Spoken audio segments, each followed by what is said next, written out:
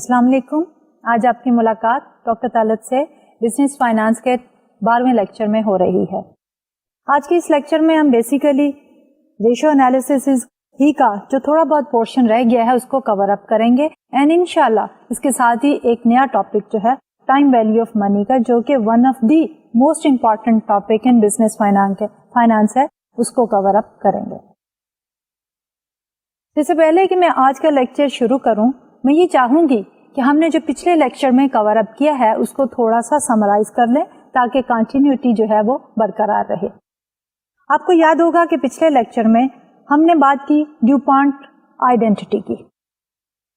Dupont identity का what is the rational behind that, कि इससे पहले हमने जब प्रॉफिटेबिलिटी रेशियोज कैलकुलेट की थी तो उसमें एक रेशियो थी हमारी रिटर्न ऑन एसेट की और दूसरी रेशियो थी हमारी रिटर्न ऑन इक्विटी की। और हमने ये देखा था कि हमारा रिटर्न ऑन एसेट की जो रेशियो थी that was smaller than the ratio of the return on equity. तो उसकी वजह क्या थी? उसकी वजह भी जानने के लिए हमने ये देखा कि हमारे पास रिटर्न ऑन इक्विटी के जो कंपोनेंट है उसमें एक कंपोनेंट है इक्विटी मल्टीप्लायर का भी, और वो इक्विटी मल्टीप्लायर का कॉन्सेप्ट या जो कंपोनेंट है वो हमें बता रहा है कि certain portion of the assets जो है वो फाइनेंस हुए हैं डेट में, लेकिन जब हम total income generated by the assets calculate करते हैं as a ratio to the equity तो वो हमारे पास ज्यादा आ जाता है, क्योंकि इक्विटी कंट्रीब्यूशन थोड़ी है और टोटल एसेट्स जो है उसमें कंट्रीब्यूशन हमारे पास मौजूद है क्रेडिटर्स की भी, जो हमने लॉन्ग टर्म लोन या शॉर्ट टर्म लोन लिया हुआ है, और उसमें इक्विटी होल्डर या ओनर्स की भी कंट्रीब्यूशन मौजूद है। तो इसलिए हमने ड्यूपॉन्ट कंपनी ने ये कहा कि return on equity is a very good measure to measure the profitability of a firm. लेकिन अगर किसी फर्म की किसी वजह से रिटर्न ऑन इक्विटी की रेशियो कम है तो उसको हम किस तरह से करेक्ट कर सकते हैं? तो उसको करेक्ट करने के लिए सबसे पहले हमें ये देखना पड़ता है कि रिटर्न ऑन इक्विटी के मुख्तलिफ कंपोनेंट्स क्या हैं, ताकि उन कंपोनेंट्स को अलग-अलग हम देख सकें और फिर ये देखेंगे इन 2 या 3 जो भी कंपोनेंट्स हैं इनमें से कौन सा कंपोनेंट जो है दैट नीड सर्टेन इम्प्रूवमेंट। तो उसमें हमने ये कहा कि रिटर्न ऑन इक्विटी को जैसे कि हम पहले भी डिफाइन करते हैं कि net income divided by the owners equity, उसको हम डिकम्पोज कर सकते हैं 3 कंपोनेंट्स में। जब सबसे पहले हमारा कंपोनेंट था रिटर्न ऑन इक्विटी का, that was focusing on the profitability यानी कि प्रॉफिट मार्जिन। जो दूसरा कंपोनेंट था एसेट टर्नओवर या एफिशिएंसी मेजर, और जो तीसरा था इक्विटी मल्टीप्लायर या फाइनेंशियल लेवरेज का। तो अगर किसी फर्म की ओनर रिटर्न ऑन इक्विटी जो है दैट रेशियो इज लो, तो हम इन तीनों कंपोनेंट्स को अलग-अलग से देखेंगे कि कहीं प्रॉफिटेबिलिटी कम तो नहीं, एसेट टर्नओवर तो कम नहीं, या हमारा फाइनेंशियल लेवरेज जो है वो थोड़ा तो नहीं। तो जहां कहीं भी प्रॉब्लम होगी वहां से हम इजीली अपनी करेक्टिव मेजर ले सकते हैं और रिटर्न ऑन इक्विटी को बेहतर बना सकते हैं। उसके बाद हमने बात की इंटरनल एंड सस्टेनेबल ग्रोथ की। तो इंटरनल ग्रोथ में हमने ये कहा कि अगर फर्म जितनी नेट इनकम अर्न करती है वो सारी की सारी इन्वेस्ट कर दे या उसका कुछ पोर्शन इन्वेस्ट कर दे फॉर फ्यूचर ग्रोथ, तो फर्म जो है वो सिर्फ एक ही सोर्स ऑफ ग्रोथ पे रिलाई कर रही है, जो कि इंटरनल ग्रोथ है, इंटरनल सोर्स है। और वो इंटरनल सोर्स जो है that is coming from the retained earning. तो इससे पहले कि हम मजीद इस पे डिस्कस करते हैं, हमने 2 रेशियोज को डिफाइन किया। एक थी हमारी डिविडेंड पे आउट रेशियो और दूसरी थी हमारी रिटेंशन रेशियो। तो डिविडेंड पे आउट रेशियो में हमने ये कहा कि cash dividend divided by the net income, and retention ratio में हमने कहा retained earning divided by the net income. Overall हमने ये कहा कि जो हमारी नेट इनकम है उसके सिर्फ 2 ही कंपोनेंट है। एक कंपोनेंट है कि जो डिविडेंड हम पे कर देते हैं टू द स्टॉक होल्डर्स, और दूसरा है जो कि फर्म रिटेन करती है इन द बिजनेस, और दोनों सम अप करते हैं which is equal to net income. इसलिए हमारी जो डिविडेंड पे आउट रेशियो है that plus the retention ratio जो है they are always equal to 100%। تو اس بیک گراؤنڈ کے ساتھ جب ہم نے انٹرنل ریٹ آف گروتھ کو کیلکولیٹ کرنا چاہا تو ہم نے کہا انٹرنل ریٹ آف گروتھ کا ہمارے پاس فارمولا جو ہے وہ کیا ہے. انٹرنل ریٹ آف گروتھ میں we simply said کہ return on assets multiplied by the retention ratio divided by 1 minus the return on assets multiplied by the retention ratio. اور ہم نے اپنی hypothetical company A to Z کے لیے اس کو calculate کیا and that ratio was 7.23%. اس کے بعد ہم نے ڈیفائن کیا سسٹینیبل گروتھ ریٹ کو. جب ہم بات کر رہے تھے انٹرنل ریٹ آف گروتھ کو تو ہم نے کسی ایکسٹرنل سورس آف فنڈنگ پہ ریلائی نہیں کیا. ہم نے یہ نہیں کہا کہ کوئی لون یا ڈیٹ لے رہے ہیں ہم یا ہم کوئی نیا اسٹاک جو ہے وہ ایشو کر رہے ہیں. لیکن جب ہم سسٹینیبل گروتھ کی بات کر رہے ہیں تو اس میں ہم نے ایک دو assumptions لی. ایک assumption ہماری یہ تھی کہ ہم نے ایکسٹرنل سورس کے لیے کوئی نیا شیئر ایشو نہیں کرنا, اور دوسرا یہ تھا کہ فرم جو ہے ایک ڈیٹ ٹو ایسٹ ریشو جو ہے وہ مینٹین کرنا چاہتی ہے, وچ مینس کہ فرم جو ہے وہ ڈیٹ فائنانسنگ پہ ریلائی کر رہی ہے. اس کے بعد جب ہم نے سسٹینیبل گروتھ ریٹ کیلکولیٹ کیا تو اس کا فارمولا یہ تھا کہ sustainable growth rate is equal to return on equity multiplied by the retention ratio divided by 1 minus the return on equity multiplied by the retention ratio. تو ہم نے اپنی hypothetical company A to Z کے لیے جب calculate کی sustainable growth rate تو that was higher than the internal growth rate. اس کی وجہ کیا تھی کہ سسٹینیبل گروتھ ریٹ میں ہم نے یہ ایزیوم کیا تھا کہ فرم جو ہے وہ ایک constant debt to total asset ratio کو مینٹین کر رہی ہے. اس لیے اس کا جب بھی فائنینشیل لیوریج کا یوزج ہمارے پاس آتا ہے فار اینی پرٹیکولر فرم تو اس کے نتیجے میں گروتھ ریٹ جو ہے that will be higher than the internal growth rate. اس کے بعد ہم نے بات کی کہ what are the various sources of the sustainable growth rate. اب جب ہم سورسز کو دیکھنا چاہتے ہیں تو ہم فارمولے کو پہلے دیکھتے ہیں کہ ہمارے پاس سسٹینیبل گروتھ ریٹ کے فارمولا میں دو ہی چیزیں ہیں, ایک ہے ریٹرن آن ایکوٹی اور دوسری ہے ریٹینشن ریشو. اس سے پہلے ہم نے ڈیوپونٹ انالیسس میں یہ کہا تھا کہ ہمارے ریٹرن آن ایکوٹی کے 3 کمپوننٹ ہیں, profit margin, asset turnover اور the efficiency and financial leverage. تو سسٹینیبل گروتھ ریٹ میں بھی ہمارے پاس یہی 3 سورسز ہیں, پروفٹ مارجن کے, ایسٹ ٹرن اوور کے اور اس کے ساتھ فائنلی ہمارے پاس فائنینشیل لیوریج.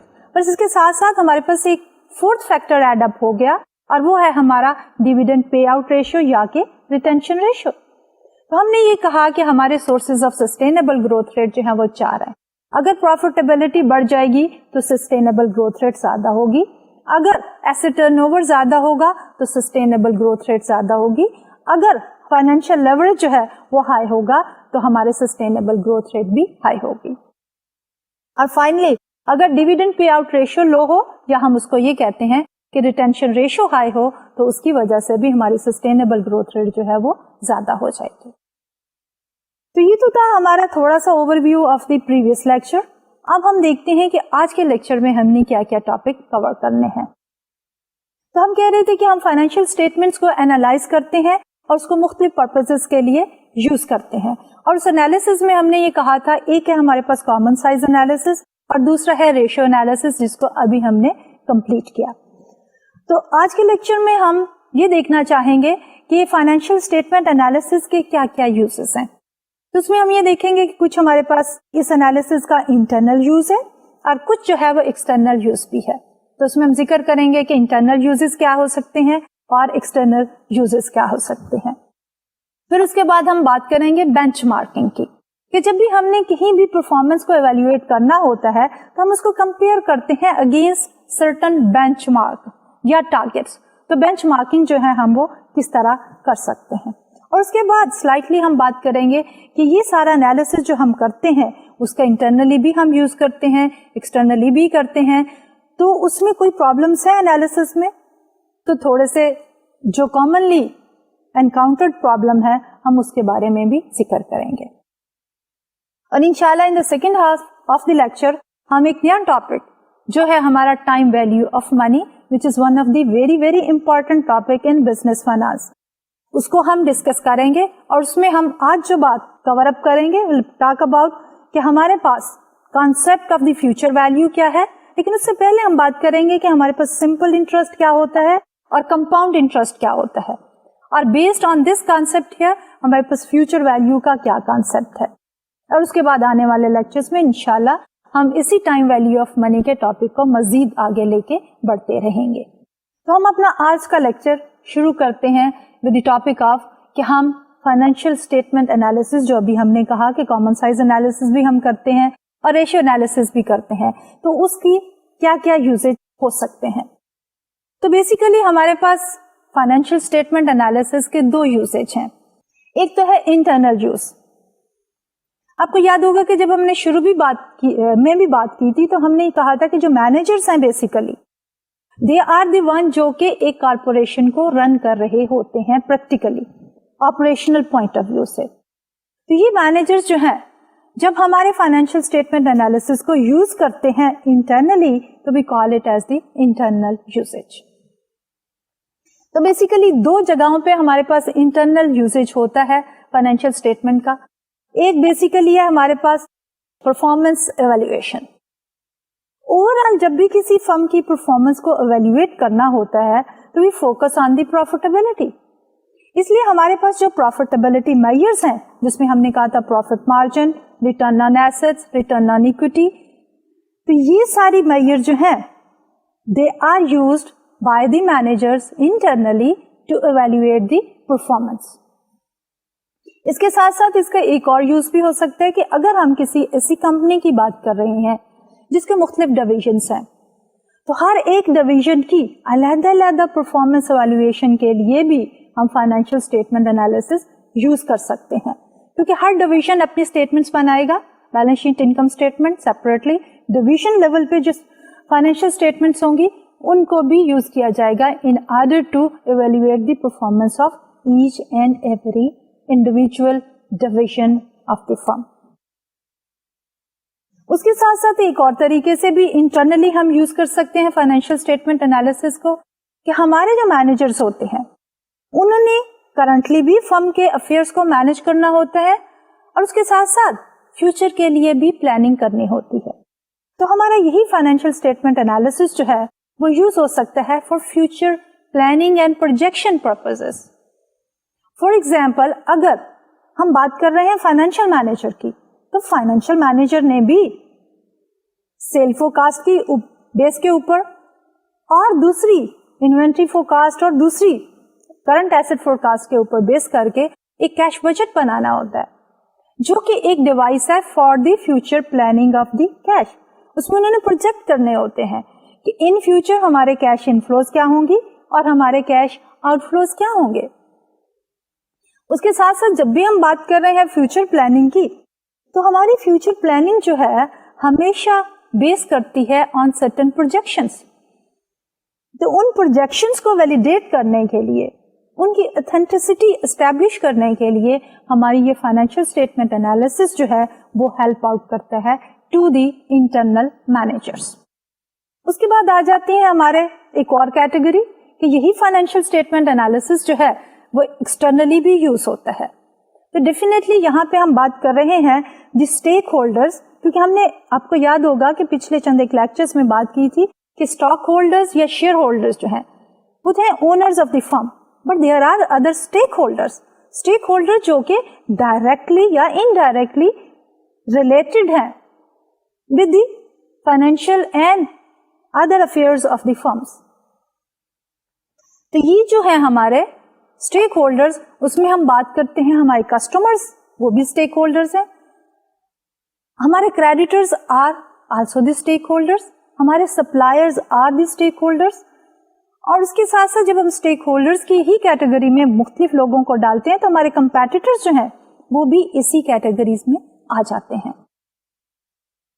तो अगर हम बात करते हैं स्टेक होल्डर्स की, तो सबसे पहले हम बात करेंगे अपने कस्टमर्स की। तो हमारे कस्टमर भी एक category of the stakeholders हैं। तो कस्टमर ये देखना चाहेंगे कि फ्यूचर ग्रोथ प्रोस्पेक्ट जो है वो फर्म के क्या है, फर्म जो है वो कितना ग्रो करेगी और किस किस किस्म की वैरायटी ऑफ द प्रोडक्ट जो है वो हमें पेश कर सकेगी, quality of the product, efficiency level, ये सारा कुछ जो है वो कस्टमर्स हमेशा जो है वो देखना चाहते हैं। उसके साथ साथ ये है कि कंटिन्यूटी ऑफ द बिजनेस, कि अगर फर्म जो है एक सस्टेनेबल ग्रोथ रेट मेंटेन करती है तो वेरी कॉन्फिडेंटली कस्टमर्स ये कह सकते हैं कि ऑफ कोर्स फर्म जो है is in a position to serve us better with more diversified kind of products. उसके बाद हमारी अगली categories of the stakeholder आ जाती है, जैसे हम बात करते हैं सप्लायर्स की। तो सप्लायर्स में आ जाते हैं हमारे ट्रेड क्रेडिटर्स, वो सप्लायर्स जिन्होंने हमें सप्लाई किया है ऑन क्रेडिट। अब उनका इंटरेस्ट किस में होगा, उनका इंटरेस्ट ये होगा कि हमारी फर्म जो है उसकी शॉर्ट टर्म लिक्विडिटी इतनी है कि जब हमारी अमाउंट पेएबल ड्यू हो तो फर्म जो है वो उस वक्त उस अमाउंट को पे कर सके। उसके साथ साथ सप्लायर जो है वो of course overall growth of the firm पे भी फोकस करेंगे, वो देखना चाहेंगे कि उनके future business prospects with our firm जो है वो कितने हैं। फिर उसके बाद हमारे पास अगली कैटेगरी आ जाती है जिसमें हम बात कर रहे हैं कंपैटिटर्स की। तो कंपैटिटर्स जो हैं वो भी ये देखना चाहेंगे कि हमारी फर्म की परफॉर्मेंस क्या है, ग्रोथ प्रोस्पेक्ट्स क्या है, क्योंकि उन्होंने compete करना है हमारी फर्म के साथ मार्केट प्लेस में। तो अगर हमारी फर्म तेजी से ग्रो कर रही है तो दे विल ट्राई टू सी कि उनका मार्केट शेयर कितना श्रिंक हो रहा है, या अगर हमारी फर्म की परफॉर्मेंस जो है वो इतनी अच्छी नहीं है, श्रिंक कर रही है, तो दे वुड लाइक टू सी कि उनका मार्केट शेयर जो है वो कितना बढ़ेगा। इसी तरह वो अपनी फाइनेंशियल पॉलिसीज बनाने के लिए, दूसरे फाइनेंशियल इंस्टीट्यूशन से लोन लेने के लिए, they will always keep an eye on our performance, हमारी क्या एक्टिविटीज है, हमारा फाइनेंशियल लेवरेज क्या है। ये सारी चीजों को हमारे कंपैटिटर्स जो हैं वो हमेशा they will keep in mind. फिर उसके साथ साथ जो है acquisition of the firm is another issue, कि नॉर्मली अगर हमारी फर्म की परफॉर्मेंस जैसे reflected by the financial statement analysis is weak, so that is an indication कि हमारे कंपैटिटर्स जो हैं वो हमें टेक ओवर कर सकते हैं। तो acquisition is one thing, taking over is another thing, and with in taking over भी हम बात कर सकते हैं कि हॉस्टाइल टेक ओवर, मर्जर्स की बात कर सकते हैं। तो ये सारी इंडिकेशंस जो हैं कि मर्जर होगा, एक्विजिशन होगी या टेक ओवर होगी, ये डिपेंड करता है हमारी फाइनेंशियल परफॉर्मेंस के ऊपर, और हमारी कंपैटिटर्स या जिन लोगों ने एक्वायर करना है या आपकी फर्म को मर्ज करना है, वो हमेशा सबसे पहले देते हैं आपकी financial health as analysed by the financial statement analysis. तो अभी तक हमने बात की कि हमारी फाइनेंशियल हेल्थ, लेकिन हमें ये देखना है कि हमारी फाइनेंशियल हेल्थ जो है इन कंपैरिजन टू व्हाट, कि हमारे पास सेट टारगेट क्या है जिनके अगेंस्ट हम मेजर करते हैं अपनी फर्म की परफॉर्मेंस को। तो इस सिलसिले में जब हमने परफॉर्मेंस को मेजर करना है और कंपेयर करना है किसी बेंचमार्क के साथ, तो सबसे पहले हमें क्या देखना पड़ता है कि हम अपने बेंचमार्क्स को किस तरह चूज करते हैं। सो चूजिंग द बेंचमार्क, अब चूजिंग द बेंचमार्क में एक ये हो सकता है कि आप देखें टाइम ट्रेंड एनालिसिस, जो कि इंटरनली आपकी अपनी ही फर्म के लिए है, और दूसरा है हमारे पास पीयर ग्रुप एनालिसिस। तो हम शुरू करते हैं कि हमारे पास जो है टाइम ट्रेंड एनालिसिस क्या है, कि हम देखते हैं हिस्टोरिकली हमारी अपनी firm over a period of time improve कर रही है या डिटेरियोरेट हो रही है। और अगर हमारी किसी रेशियो में, फॉर एग्जांपल अगर हमारा एनालिसिस जो है is in the form of the ratio analysis, तो हमारी रेशियो बढ़ रही है या कम हो रही है। फिर उसके बाद हम देखेंगे कि रेशियो का बढ़ना या कम होना अच्छी बात है या it is some alarming situation. तो इसके लिए हम एक एग्जांपल ले लेते हैं, से कि if the current ratio of a firm is 2.4 for the recent financial statements, we may compare it with the current ratios for the last 10 years, कि अभी तो 2.4 है, लेकिन over the past 10 years ratio का ट्रेंड क्या था। तो उसके लिए We may find that the current ratio has declined over the years. کہ پہلے جو ہے ہماری کرنٹ ریشو ایون 2.4 سے بھی زیادہ تھی.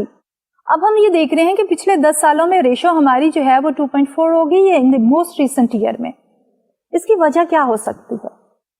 کرنٹ ریشو اگر ہماری کم ہو گئی ہے تو یہ بھی ریفلیکٹ کر سکتی ہے کہ ہماری کرنٹ ایسٹ مینجمنٹ جو ہے وہ بہت ایفیشینٹ ہے, ہماری نیٹ ورکنگ کیپٹل مینجمنٹ جو ہے وہ بہت اچھی ہے, یا فرم نے اپنا way of doing the short term business جو ہے وہ چینج کر لیا ہے. تو جب بھی ہم بینچ مارکنگ کی بات کرتے ہیں تو time trend analysis is one thing, وہ ہمیں بتا رہا ہے کہ ریشو بڑھ رہی ہے یا کم ہو رہی ہے. تو اگر کم ہو رہی ہے یا زیادہ ہو رہی ہے تو اس کے بعد ہم پیچھے جا کے یہ دیکھنا چاہتے ہیں کہ اس کی وجوہات کیا ہیں. تو اس کے بعد ہم دوسری طرف آتے ہیں جس کو ہم کہتے ہیں پیئر گروپ انالیسس. تو پیئر گروپ انالیسس میں ہم آئیڈینٹیفائی کرتے ہیں فرم کو. اب کس کے ساتھ ہم نے کمپیئر کرنا ہے اپنی فرم کو, کس طرح ان فرمز کو چوز کرنا ہے. اس میں 2-3 طرح کی گائیڈ لائنس یا پاسبلٹیز ہیں کہ اگر ہم فوکس کریں انہی فرمز پہ جو کہ اسی طرح کے بزنس میں انوالو ہیں, یا ان کے ایسٹس جو ہیں وہ ایگزیکٹلی سیم ہے, یا وہ اسی مارکیٹ کو سرو کر رہی ہیں جہاں پہ ہم سرو کر رہے ہیں. تو سب سے پہلے ہم نے ایک فرم کو چوز کرنا ہے. اس کے بعد دوسرا ہے کہ بینچ مارکنگ. بینچ مارکنگ میں ہم کیا کر سکتے ہیں کہ یا تو leader of all the firms, کہ اگر ساری کی ساری فار ایگزامپل اگر ہم بات کر رہے ہیں ٹیکسٹائل کی, تو جو ٹاپ پرفارمر ہے ان دا ٹیکسٹائل سیکٹر, ہم اس ٹاپ پرفارمر کو ایز اے بینچ مارک لے لیں کہ یہ ٹارگیٹ ہے, یہ آئیڈیل ہے, اور اس کے ساتھ ہم کمپیئر کریں پرفارمنس آف آر فرم. اور دوسری طرف یہ بھی ہو سکتا ہے کہ ہم ایوریج لے لیں کہ جب ہم ٹیکسٹائل کی بات کر رہے ہیں تو ہمارے پاس ٹیکسٹائل انڈسٹری ہے جس میں سے فار ایگزامپل 100-120 فرمس ہیں, تو ان سب کی ہم ایوریج لے لیں اور اس کو ایز اے بنچ مارک لے لیں. اور نارملی انڈسٹری ایوریجز کا ڈیٹا بھی اویلیبل ہوتا ہے. اس لیے اگر ہم نے اپنی فرم کی پرفارمنس کو ایویلویٹ کرنا ہے تو ہم اس بینچ مارک کے اگینسٹ ان کو ایویلویٹ کر لیں گے. تو یہ تو تھا ہمارا فائنینشیل اسٹیٹمنٹ انالیسس. بس اس انالیسس کے اندر دیر آر سرٹن پرابلمس جو کہ ہمیں ہمیشہ ہی فیس کرنی پڑتی ہے. اس میں سے چند ایک پرابلمس میں سے موسٹ پرومیننٹ پرابلم یہ ہے کہ جب ہم فائنینشیل اسٹیٹمنٹس کو دیکھتے ہیں آف ویریس فرمس, تو ہمیں ہمیشہ یہ دیکھنا چاہیے کہ ان رپورٹڈ ڈیٹا کے پیچھے اکاؤنٹنگ پرنسپلس کیا تھے. کہ انوینٹری فار ایگزامپل آگے جا کے ہم دیکھیں گے کہ انوینٹری ویلیویشن کے لیے مختلف طریقے ہیں, تو کون سا میتھڈ یوز کیا گیا ہے انوینٹری کو ویلیویٹ کرنے کے لیے. اسی طرح ہم کہیں گے ڈپریسیشن کا کون سا میتھڈ یوز کیا ہوا ہے. تو ہم یہ ہو سکتا ہے کہ جو بھی ہماری فرمز ہیں جن کے ساتھ ہم کمپیئر کر رہے ہیں, انڈسٹری ایوریجز کی بات کر رہے ہیں, تو ان کے پیچھے جو اکاؤنٹنگ پرنسپلز اینڈ پروسیجرز ہیں وہ یونیفارم نہ ہوں. اگر ایک فرم جو ہے ڈپریسیشن کیلکولیٹ کرتی ہے by using the straight line method, تو دوسری فرم جو ہے مے بی وہ sum of the years digit method use کر رہی ہے یا ڈبل ڈکلائننگ میتھڈ یوز کر رہی ہے. تو یہ ہمیں ہمیشہ ڈسکریپنسیز جو ہیں وہ انکاؤنٹر کرنی پڑتی ہیں. لیکن اس کا مطلب یہ نہیں ہے کہ جب ہم فائنینشیل اسٹیٹمنٹ انالیسس کی بات کریں تو ہم یہ کہیں کہ ہم یہ انالیسس کر ہی نہیں سکتے, ہم کمپیریزن بھی نہیں کر سکتے, کیونکہ مختلف فرمز کا جو رپورٹڈ ڈیٹا ہے وہ 100% سیم پروسیجر سے رپورٹ نہیں ہوا.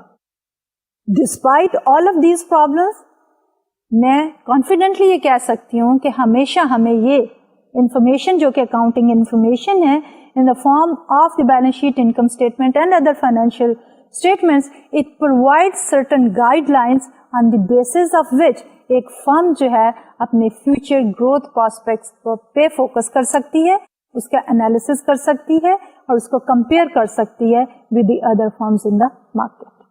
تو اب ہم آتے ہیں اپنے نیکسٹ ٹاپک کی طرف کہ ٹائم ویلیو آف منی. جب بھی ہم کسی بزنس فائنانس کی کورس کی بات کریں یا کسی بھی فائنانس ریلیٹڈ کورس کی بات کریں تو ہماری ڈسکشن جو ہے آگے بڑھ ہی نہیں سکتی جب تک کہ ہم the concept of the time value کو کور اپ نہ کر سکیں. کانسیپٹ بہت سمپل ہے. ہم سب لوگ جو ہے اپنی ڈیلی روٹین لائف میں इसी कॉन्सेप्ट पे बेस करते हुए डिसीजन मेकिंग भी करते हैं। उसको चेक करने के लिए let me take an example कि अगर मैं आपको ये ऑफर करूं कि आप मुझसे 1000 आज ले लें, या मैं ये कह दूं कि कोई बात नहीं 1000 मैं आपको दे दूंगी लेकिन से आफ्टर 1 मंथ, लेकिन मैं साथ अगर आपको चॉइस भी दे दूं कि 1000 आज भी ले सकते हो, 1 महीने के बाद भी ले सकते हो, तो आपका नेचुरल रिस्पॉन्स क्या होगा? बीइंग अ ह्यूमन बीइंग, हमेशा हमारे जो ह्यूमन बीइंग्स है they react naturally react to this particular proposition saying कि मुझे आप आज ही 1000 रुपया दे दें। अब इसमें क्या है philosophy behind? We are trying to avoid this sacrifice. और सेक्रीफाइस क्या है? The wait we have to make for having 1000 after 1 month. तो ये तो है जनरल टेंडेंसी, लेकिन अब इसका जब हम फाइनेंशियली एनालिसिस करते हैं तो हमारे टाइम वैल्यू ऑफ मनी का कॉन्सेप्ट ये कहता है कि अगर हमारे पास 1000 आज हैं और 1000 हमें 1 महीने के बाद मिलने हैं तो दोनों 1000 बराबर नहीं हैं।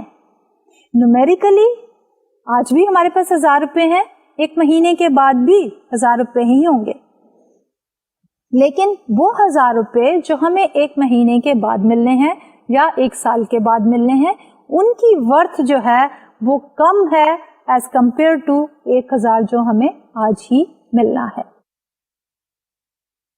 तो इसी टाइम वैल्यू ऑफ मनी के कॉन्सेप्ट को हम एक और तरीके से भी इंटरप्रेट कर सकते हैं, ये एक्सप्लेन कर सकते हैं कि अगर आज हमारे पास 1000 रुपए हो तो हम उसको इन्वेस्ट कर सकते हैं एट सर्टेन इंटरेस्ट रेट, और जब हम उसको इन्वेस्ट करेंगे तो 1 साल के बाद they will grow to an amount जो कि 1000 से ज्यादा होगी। और ये ग्रोथ रेट जो है वो किस पे डिपेंड करता है? The income we are going to earn. और वो इनकम नॉर्मली अगर हम बात कर रहे हैं कि हम बैंक में डिपॉजिट कर लेंगे या अमाउंट, तो इंटरेस्ट रेट है जो हम अर्न करेंगे। तो बेसिकली हमारा जो टाइम वैल्यू ऑफ मनी का कॉन्सेप्ट है वो क्या कहता है?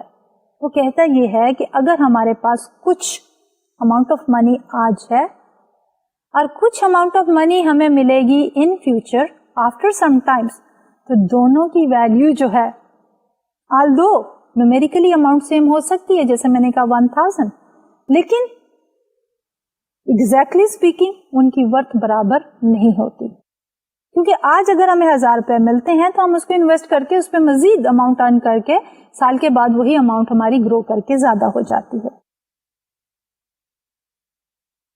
अब इसी investing the money and having more money in future से रिलेटेड जो हमारे पास कॉन्सेप्ट आता है वो कॉन्सेप्ट है ऑफ द इंटरेस्ट रेट, कि आज अगर हम इन्वेस्टमेंट करते हैं तो वो हमारी इन्वेस्टमेंट जो है वो सर्टेन इंटरेस्ट रेट अर्न करती है और वो ग्रो करके ज्यादा हो जाती है जब हम प्रिंसिपल में उसको एड अप करते हैं।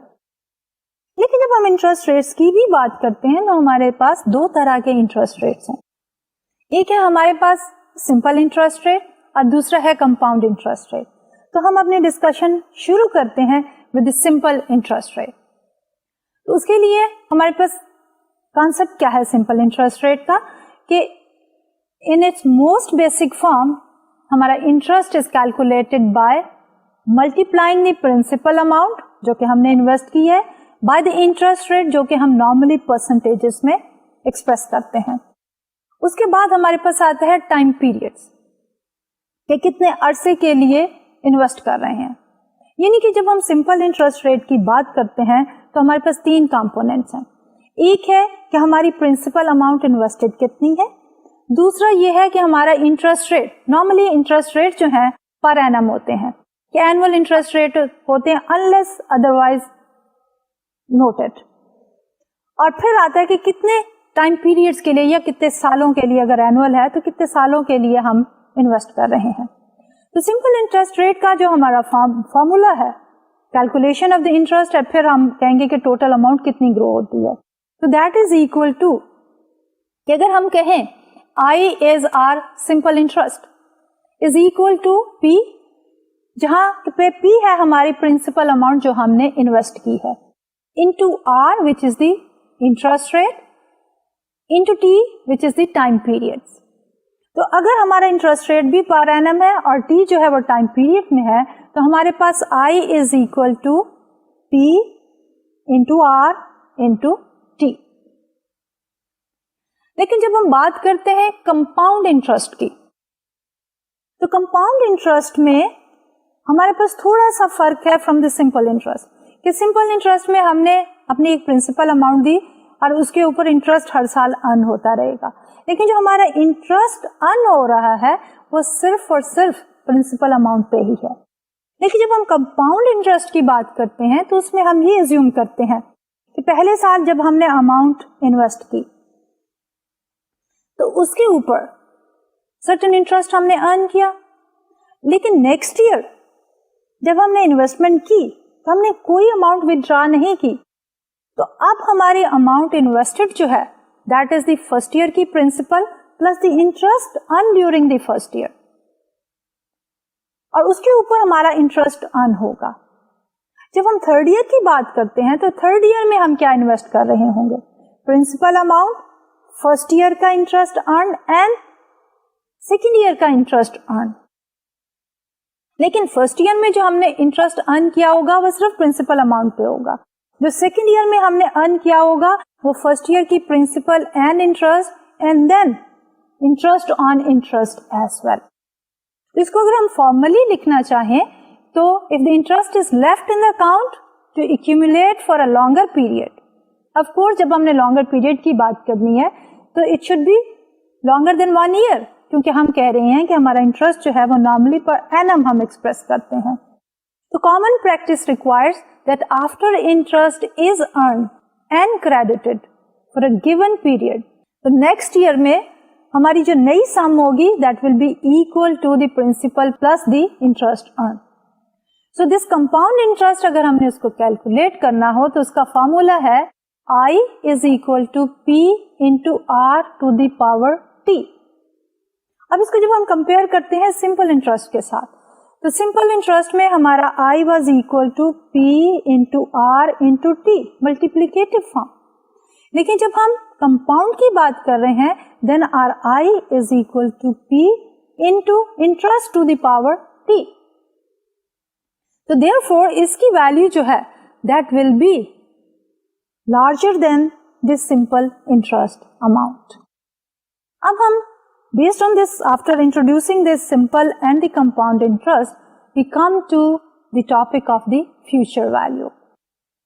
जिसके शुरू में मैंने कहा था कि अगर हमारे पास आज कुछ अमाउंट ऑफ मनी है तो after 1 year in future let's suppose उस अमाउंट को हम अगर इन्वेस्ट करें, डिपॉजिट कर दें किसी बैंक में सेफ इन्वेस्टमेंट, तो साल के बाद उसकी वैल्यू जो है वो आज की अमाउंट से ज्यादा हो जाएगी.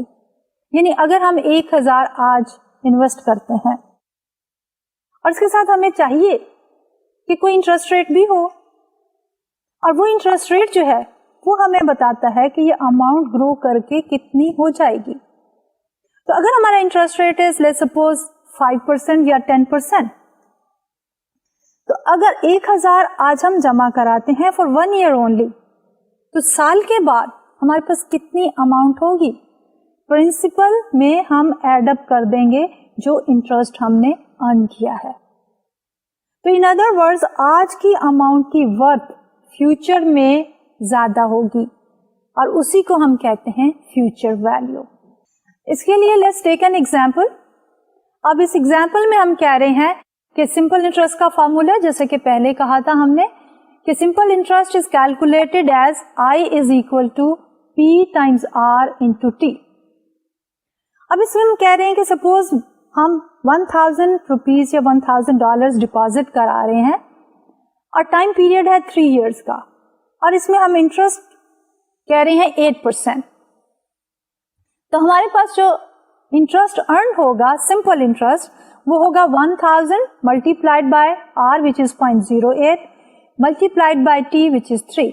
is equal to 240. تو bottom line یہ ہے کہ $1,000 جو ہم نے آج ڈپازٹ کیے ہیں they will earn an interest of 240 after 3 years.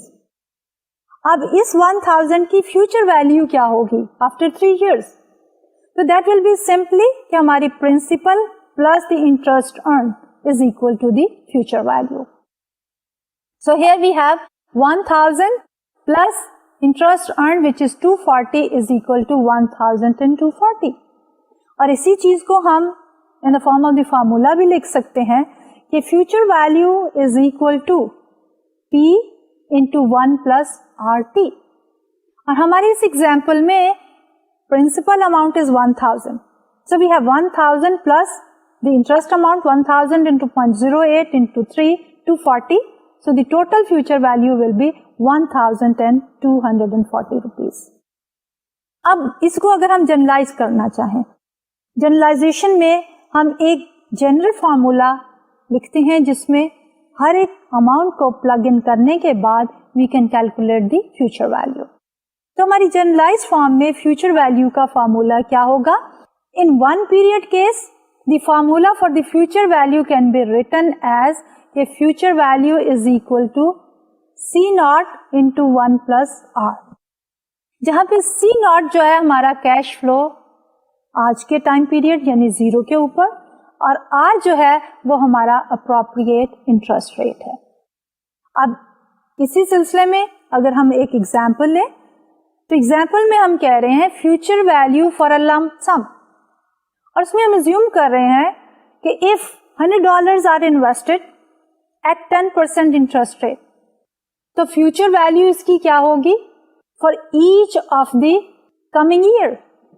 تو پہلے سال میں ہمارے پاس کیا ہوگی فیوچر ویلیو ہوگی 110, جس میں فارمولا ہم نے کیا لگایا C not is 100 into 1 plus R, R is 10% or 0.10.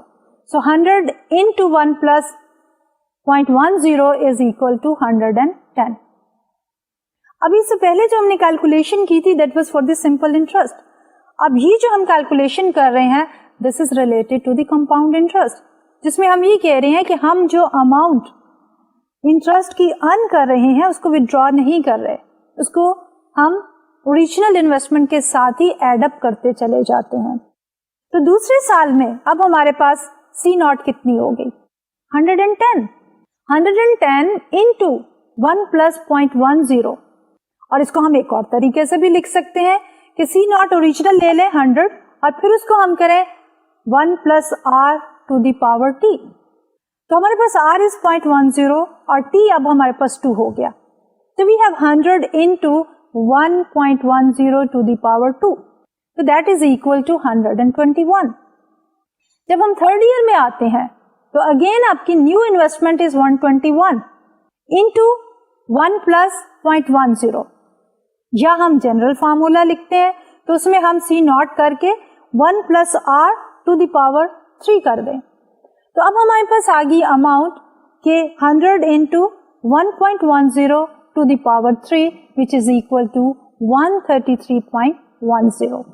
اور اس کا اگر ہم نے جنرلائز فارمولا لکھنا ہے for the compound interest rate تو دی فارمولا جو ہے that will look something like this کہ generalizing the future value of an investment over many time periods is equal to کہ future value is C not into 1 plus R to the power T. اور یہ جو formula ابھی میں نے دیا ہے کہ future value is equal to C not into 1 plus R to the power T is the multi period formula. اب سمپل انٹرسٹ کا فارمولا از سمپل کہ ہماری future value is equal to P into 1 plus R and that is for one time period. اور اگر ہمارے time period زیادہ ہو جاتے ہیں simply multiply it by T. لیکن جب ہم کمپاؤنڈ کی بات کرتے ہیں تو کمپاؤنڈ میں ہمارا ہر انٹرسٹ جو ہے اس کے اوپر مزید انٹرسٹ آنے والا ٹائم پیریڈ جو ہے وہ ارن کرتا ہے. تو ہمارے پاس جو جنرلائز فارمولا ہے for the future value for the multi period case compound interest multi period that is equal to future value is equal to C not into 1 plus R to the power T. تو اس formula میں جیسا کہ ہم نے reflect کیا آن this slide, ہماری C not is the cash flow at time period 0, یعنی کہ today, 0 is today. R is the appropriate interest rate and T is the number of period over which the cash is invested. اب اسی expression کو جو کہ ہے ہمارا 1 plus R to the power T, ہم اس کو فیوچر ویلیو انٹرسٹ فیکٹر بھی کہتے ہیں. The expression 1 plus R to the power T is also known as the future value interest factor. تو اسی ایگزامپل کو جو کہ ابھی ہم نے لی تھی کہ investing 100 at an interest rate of 10 for certain time periods کو اگر ہم سمرائز کرنا چاہیں تو we can summarize it in the form of this particular table. So, multi-period case, future value.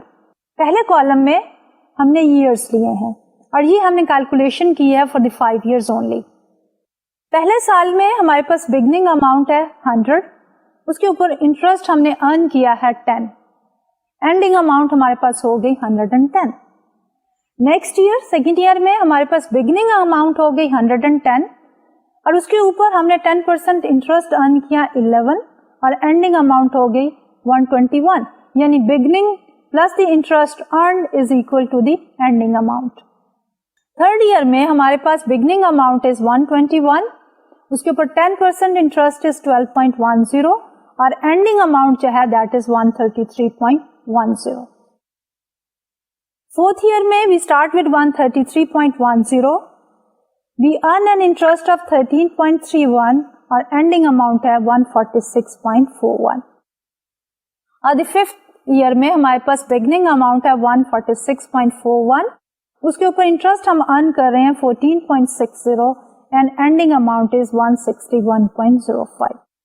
اب اگر ہم دیکھیں کہ ٹوٹل انٹرسٹ ہم نے کتنا ارن کیا ہے ڈیورنگ دیز 5 years, تو that is adding up to 61.05. تو سمپلی ہم 100 لے کے اس میں سارے ٹائم پیریڈز کا کمپاؤنڈ انٹرسٹ جو ہے 61.05 ایڈ کریں تو ہماری اینڈنگ اماؤنٹ آ جاتی ہے 161.05 کی. اب اسی ٹیبل کو اگر ہم ایک بار چارٹ کی شکل میں ریفلیکٹ کریں تو اس سے ہمارے پاس concept of earning the interest جو ہے, کمپاؤنڈ انٹرسٹ جو ہے وہ اور زیادہ کلیئر ہو جاتا ہے. تو اس گراف میں we have taken the same data set, the multi period case future value. ہم نے شروع کیا 100 سے, ٹائم پیریڈ 0 پہ ہمارے پاس 100 ہے, ایکس ایکسس پہ ہم نے ٹائم لے لیا اور وائی ایکسس پہ ہم نے فیوچر ویلیو لے لی ان ٹرمز آف ڈالرز. تو فرسٹ ایئر کے بعد ہمارے پاس کتنا ہوا, 100 سے بڑھ کے 110 اور یہ ہمارے پاس سمپل انٹرسٹ ہے. لیکن سیکنڈ ایئر میں ہمارے پاس ٹوٹل اماؤنٹ جو ہے 121 ہے. اگر ہم صرف سمپل انٹرسٹ پہ ہی رہتے تو ہمارے پاس اماؤنٹ ہونی تھی 120. تو جو ریڈ ایریا ہے بیسیکلی دیٹ از ریفلیکٹنگ کہ ہم نے پچھلے سال جو $10 کا انٹرسٹ ارن کیا تھا اس کے اوپر مزید جو $1 کا انٹرسٹ ارن کیا ہے, it is reflected by that red area. Third year میں ہماری ٹوٹل جو اماؤنٹ ہے اینڈنگ اماؤنٹ 133.10 ہے. اگر ہم سمپل انٹرسٹ سے چلتے تو ہمارے پاس 130 ہونی چاہیے تھی, لیکن 3.10 جو ریڈ ایریا ہے that is reflecting the interest earn on during the second year and the third year on the previous interest. تو ہماری جو ریڈ ایریاز ہیں یہ ریفلیکٹ کر رہے ہیں interest earned on the interest, جس کو ہم کہہ رہے ہیں compound multi period. Fourth year میں ہماری اینڈنگ اماؤنٹ ہے 146.41. اگر ہم سمپل انٹرسٹ سے چلتے تو اماؤنٹ ہوتی 140. So 6.41 is the interest earned on the previous interest. اور فائنلی ففتھ ایئر میں ہماری اینڈنگ اماؤنٹ ہے 161.05. اگر ہم سمپل انٹرسٹ سے چلتے تو اماؤنٹ وڈ ہیو بین 150. تو ہمارے پاس 11.05 جو ہے that is the interest earned on the interest. اب اس کو اگر ہم دیکھنا چاہیں تو اس میں ہمارے پاس 4 کمپوننٹس ہیں. ایک ہے پرنسپل اماؤنٹ, اینڈنگ اماؤنٹ کے ہمارے پاس 4 کمپوننٹ ہیں.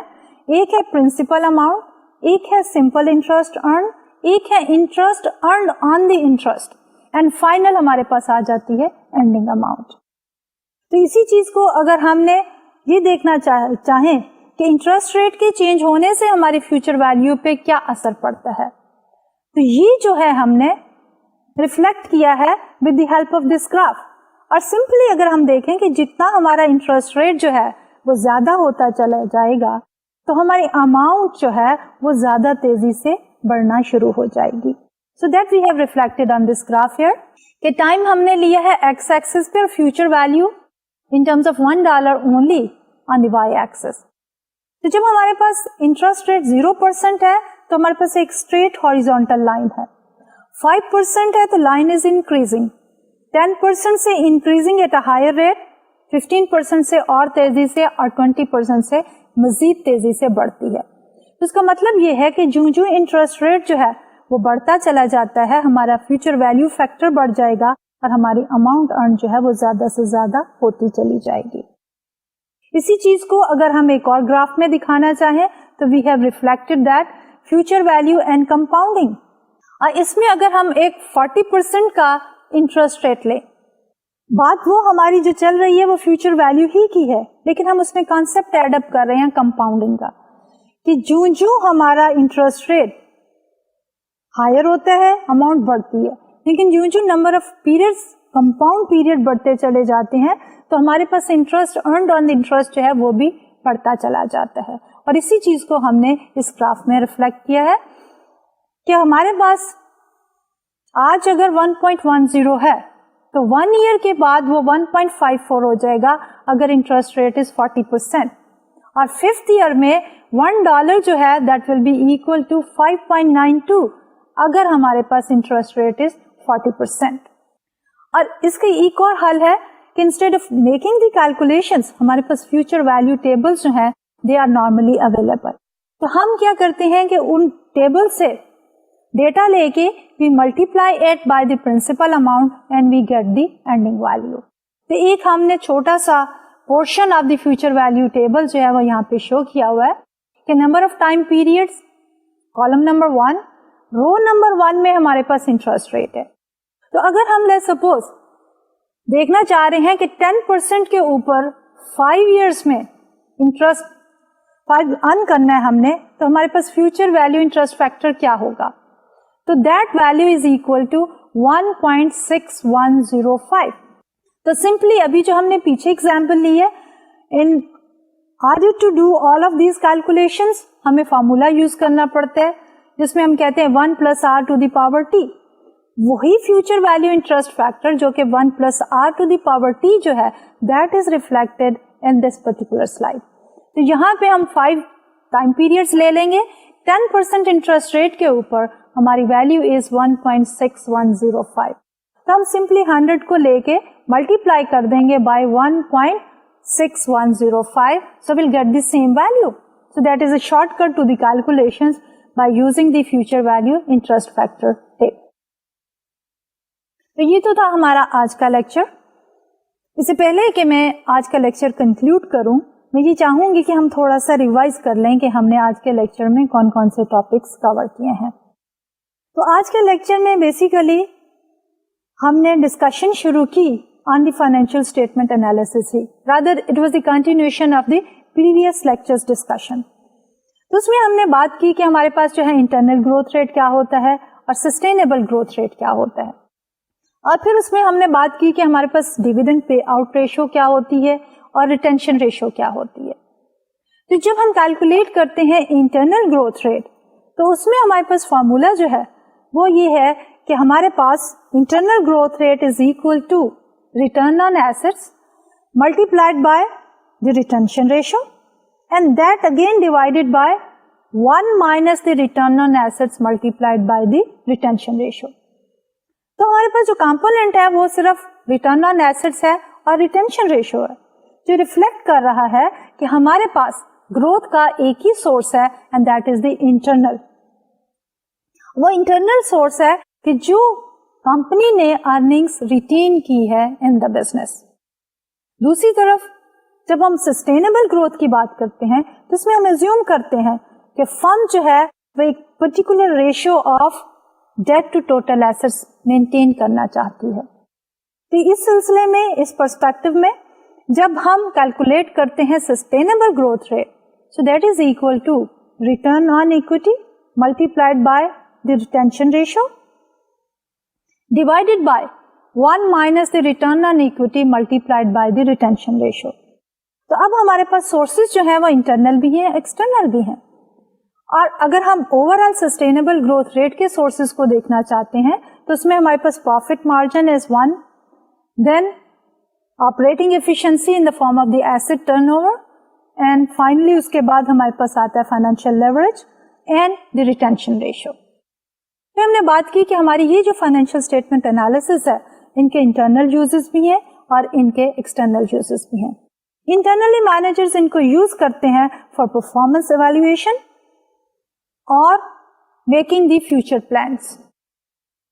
एक्सटर्नली हमारे जो सप्लायर्स हैं वो फर्म की क्रेडिबिलिटी जज करने के लिए फाइनेंशियल स्टेटमेंट एनालिसिस को देखते हैं. हमारे जो क्रेडिटर्स हैं वो हमारी फाइनेंशियल हेल्थ देखने के लिए हमारी फाइनेंशियल स्टेटमेंट एनालिसिस को देखते हैं. हमारे कंपेटिटर्स जो हैं वो अपना मार्केटिंग प्लान बनाने के लिए और future expansion and growth prospects देखने के लिए हमारी फाइनेंशियल स्टेटमेंट एनालिसिस को देखते हैं. और इसी के साथ साथ mergers, takeovers and acquisitions जो हैं वो भी बेस करती हैं हमारी फाइनेंशियल स्टेटमेंट एनालिसिस ही के ऊपर. लेकिन फाइनली हमने ये कहा कि ये सारा फाइनेंशियल स्टेटमेंट एनालिसिस इंटरनली भी यूज होता है, एक्सटर्नली भी यूज होता है, लेकिन ऑफ कोर्स इसमें थोड़े से प्रॉब्लम्स एग्जिस्ट करते हैं.